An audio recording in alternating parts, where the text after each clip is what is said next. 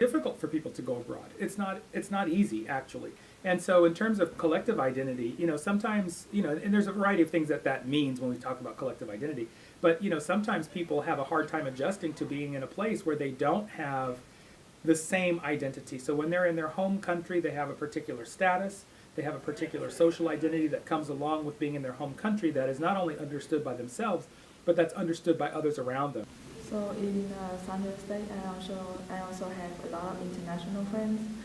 Some of them adapt to the new environment, to American culture very well and very natural.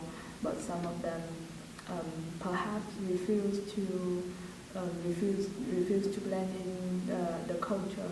It's impossible to not to have a collective identity. It's impossible to not participate in a collective identity. You may not like the collective group that you're associated with and may want to be with another collective group. Be an individual is to be like everybody else in our society.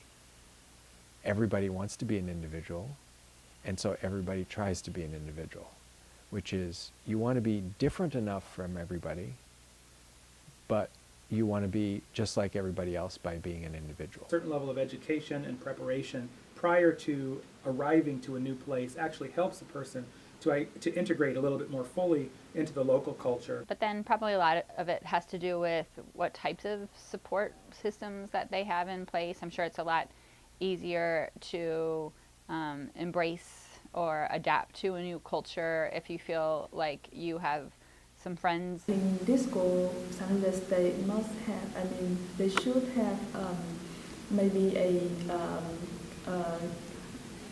help center, maybe a career help center for international students, because the chance of getting a job in America for international students is very hard.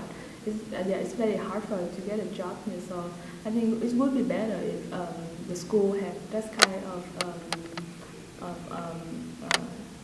place to have students to find a job or maybe an internship.